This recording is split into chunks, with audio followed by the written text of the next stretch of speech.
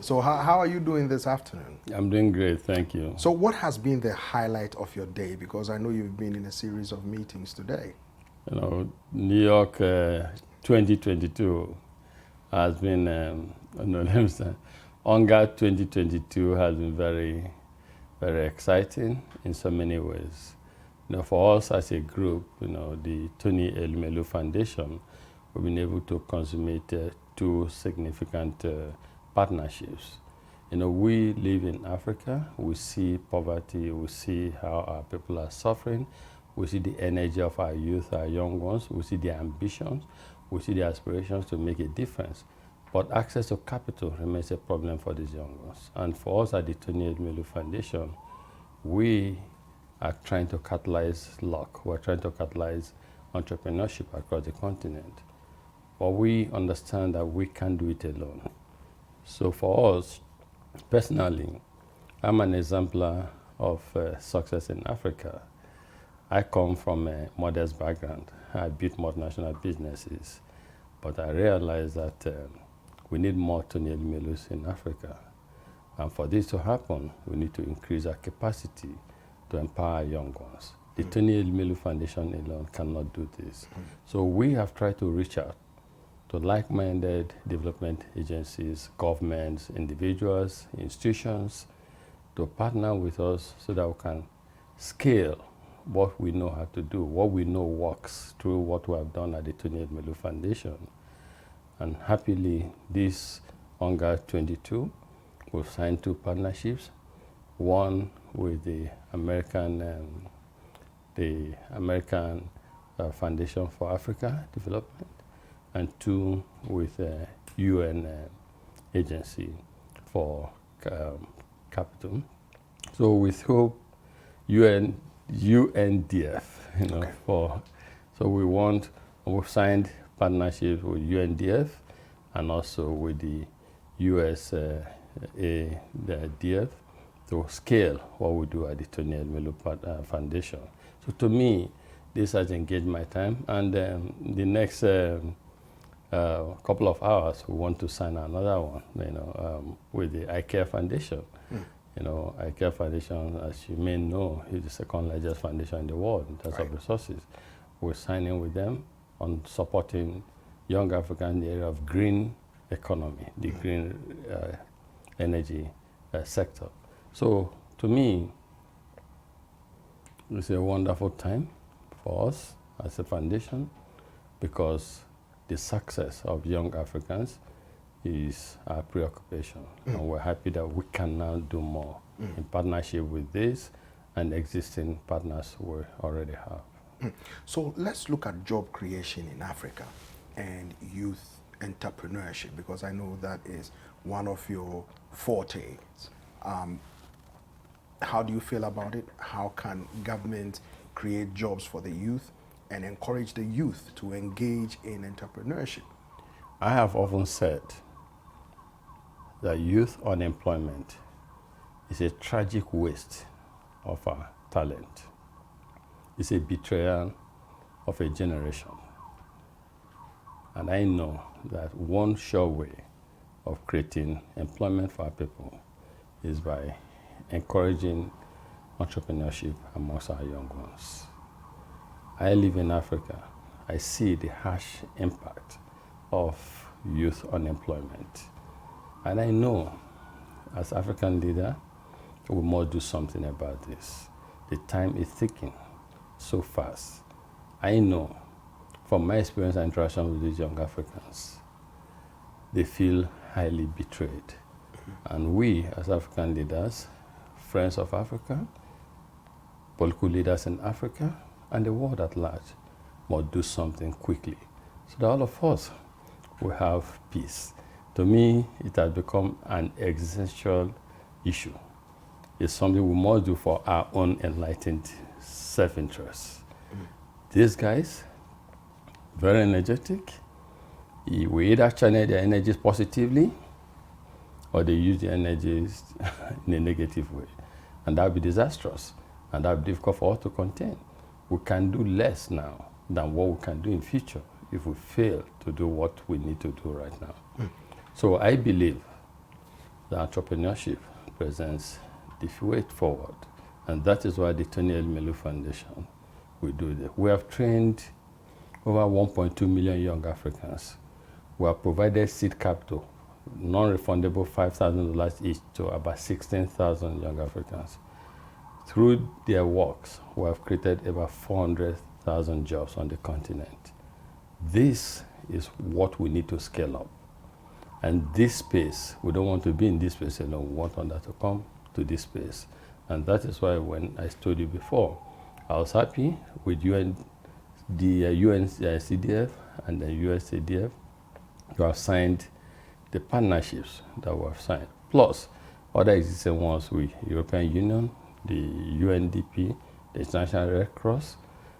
These are great partnerships helping to catalyze more entrepreneurship on our continent so that collectively we can deal with this of unemployment. But what about government? Google has come into the space too. Yeah, but what about government across Africa? Because the truth is our governments in Africa can do more.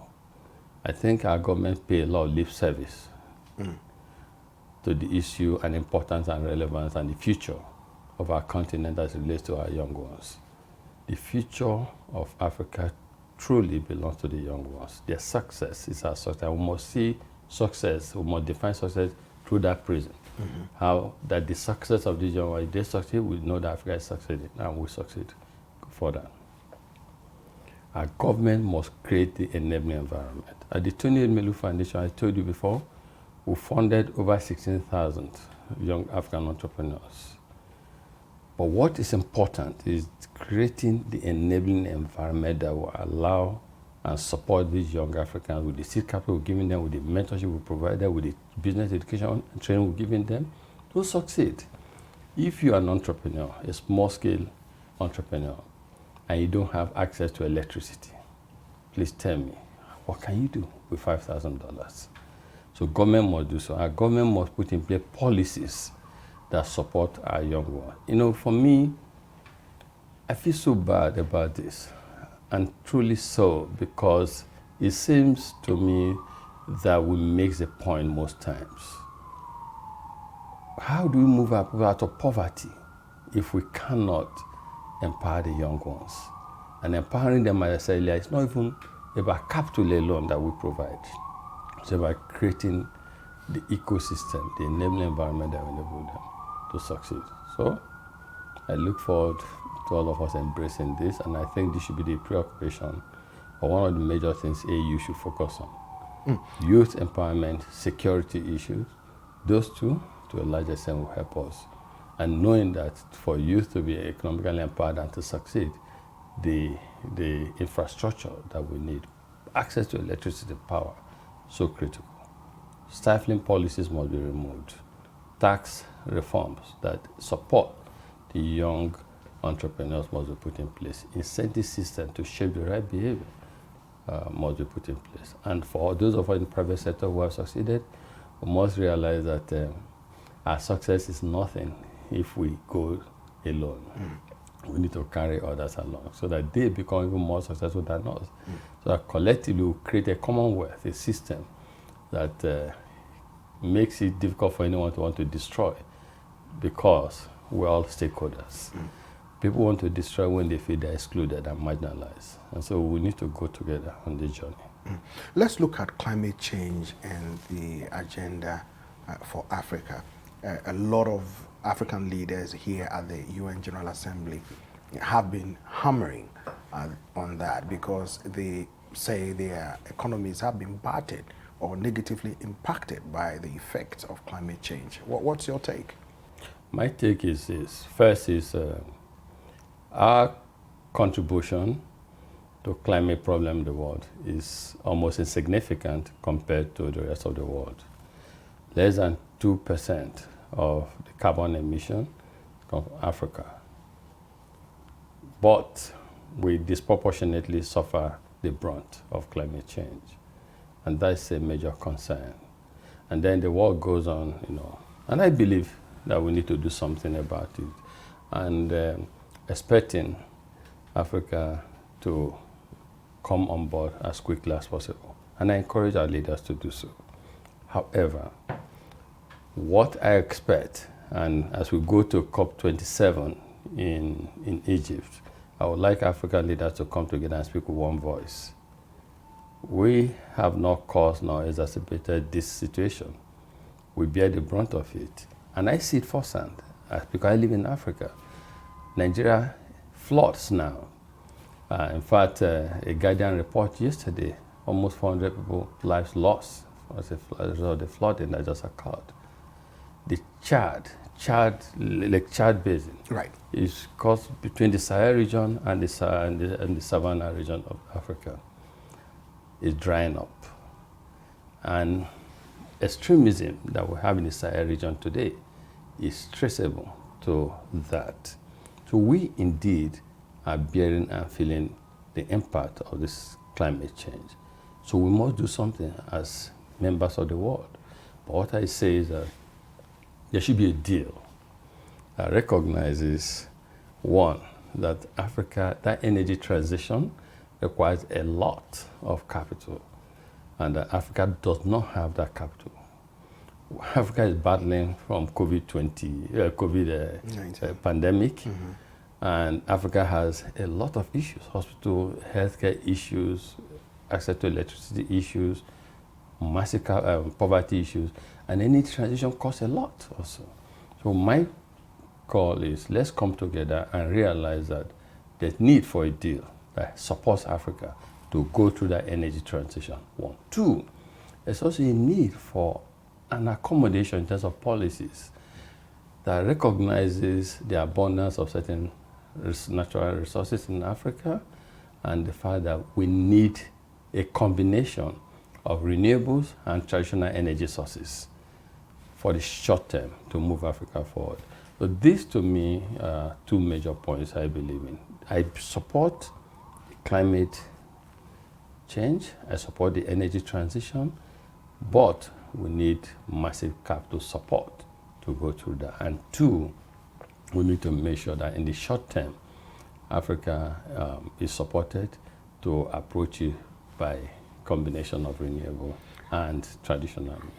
but what do you say to critics who are talking about massive financial support? This is Africa yet again going to wealthy nations cap in hand, begging to be saved from the effects of climate change, and that the wealthier nations do not necessarily owe anything to Africa to support them. But what do you say to that? Let me tell you, we've seen the world has swung from one state to the other, from multilateralism to going alone. And we've seen that we live in a global world. You can't go it alone. The advanced countries need the support, or the cooperation, of everyone. The less developed countries need also the support of the developed countries. We need to work together as members of the global community to address this. Climate change affects everyone. A problem anywhere is a problem everywhere. If there's flood, if there's the drying up of Lake Chad Basin, creating extremism, creating migration of people out of Africa, it's affecting people in other places of the world, other parts of the world. The truth is, the food security, food crisis, there's so much the global war. So we should come together and address this issue as a global community, and no one should criticize any part. And Africa can also say, as they have said, carbon emission in the West is about 17%, and carbon emission on the continent is about 2%, 1.7%. So people are saying maybe there should be another form of energy reparation here to come and compensate for creating the climate situation. So I think, for me, as statements should rise up and put some of these criticism behind.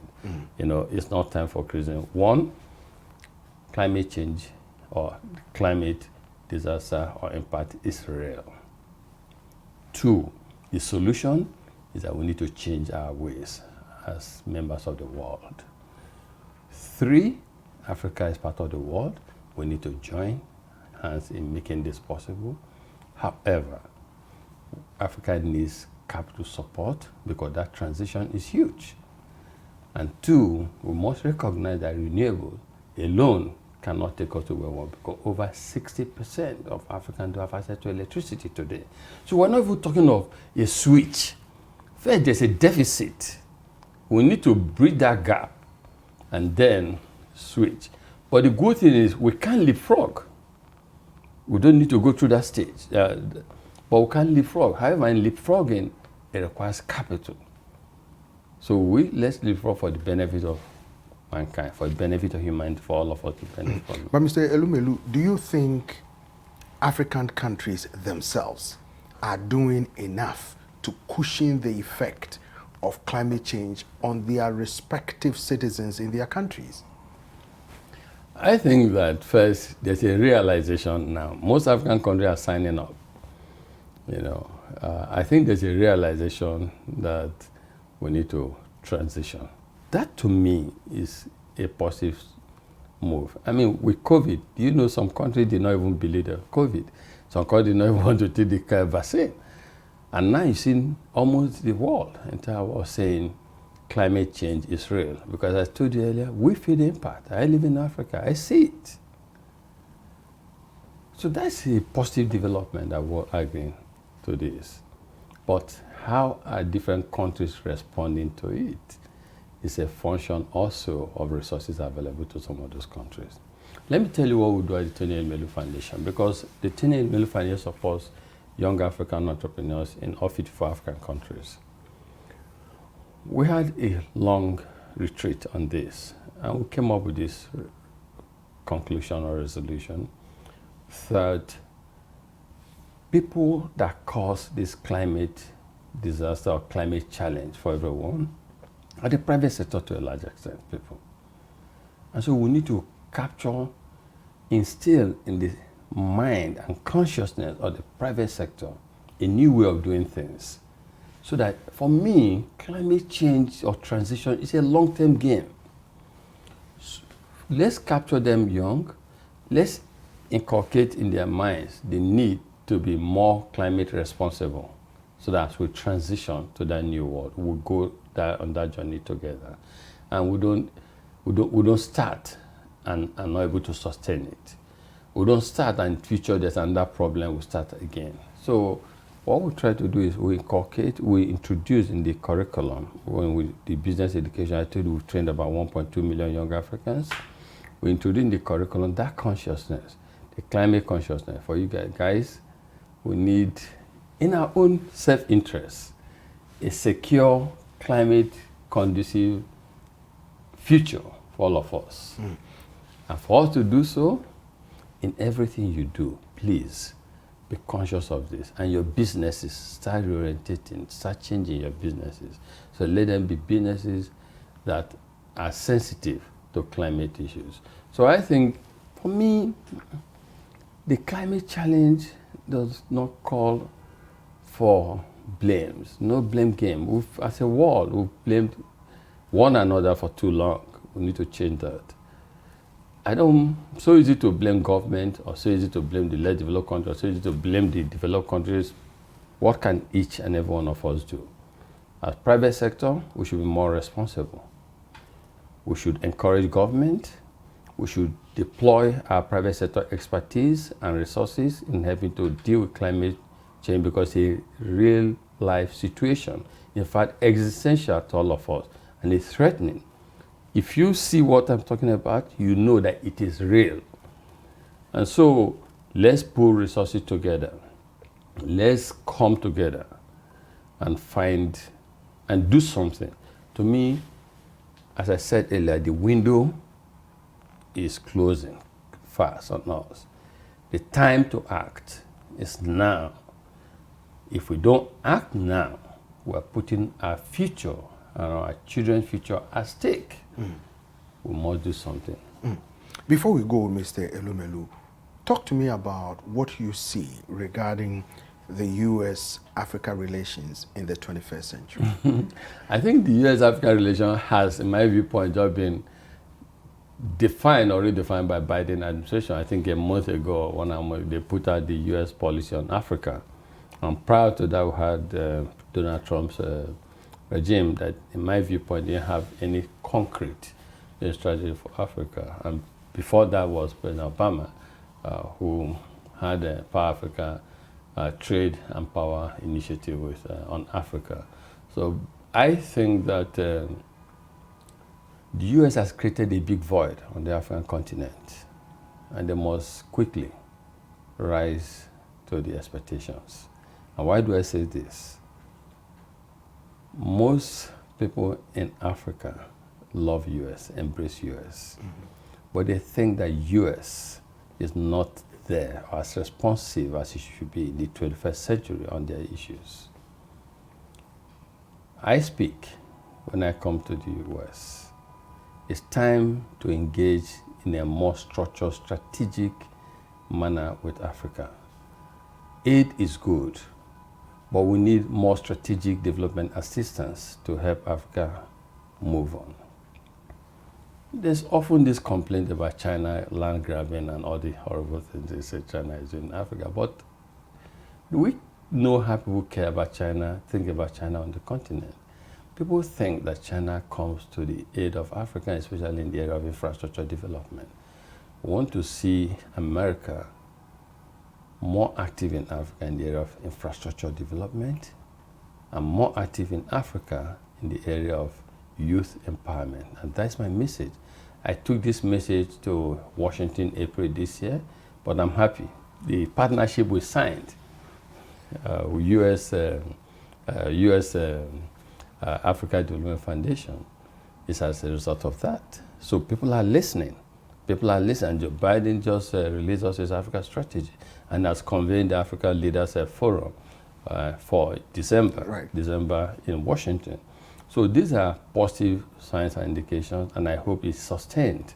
We need a new deal for Africa from the U.S. We need a partnership. We've always, America's influence in Africa is huge, but I don't think America understands that. Every young African wants to behave like American, want to speak like an American, want to go to school in America, want to go to America. So you see, there's this cultural tie, affinity. People love America in Africa, but at times they say, is America there for us? Look at the Elumelu Foundation. The European Union supported over 3,000 young African females. They gave $25 million last year to support over 3,500 young African women through the Elumelu Foundation. That is impactful, and all across 54 African countries. So in terms of assistance, you can feel it, you can see it, and you don't have contractors, middlemen, etc., taking half of the aid capital. So and America is doing a lot, but we want to make sure that what America is doing, the ultimate beneficiaries, the real people who should benefit from it, get it. The young people, the people in local communities who need the development assistance, and not the middlemen who divert this, or either they divert or they earn it by welfare commission and co. So that's what we're saying. I see a progressive, forward-looking policy coming out, and our foundation, the Elumelu Foundation, we're happy that we're at the table and engaging with the White House to see how we can bring these realities to the table, so they appreciating in formulating or executing the policies and strategies that they put in place. But America has done well. The COVID pandemic, America helped a lot. And thanks to President Biden, the vaccines, they helped a lot. But there's still a lot to do, and we must work together to make this happen. The good thing is that in Africa today, you have Africans who also have a bit of resources that want to partner with the rest of the world, with America and others. So you're not just sitting together and say, give us. The Elumelu Foundation, through our own family, we put in $100 million for this. So every year, we support 1,000 young Africans. We spend $10 million to support them, and it's a 10-year program. And we want to see others. Let's come together to do more. So there's a move, a departure from where we used to be before. Give us. We are putting on the table, we're saying in the 21st century, there's a better way of giving in Africa. a more catalytic way of giving, a more strategic and structured way of giving that creates self-sufficiency, self-reliance, and independence that makes people not continually dependent on aid to succeed. We want people to have that dignity of level, to train their own children from their own economic activities and engagements. That is what we preach. That is what we think the world and the West in particular should embrace as we move forward in the 21st century. Thank you very much. Thank you. Thank you. Thank you. Thank you.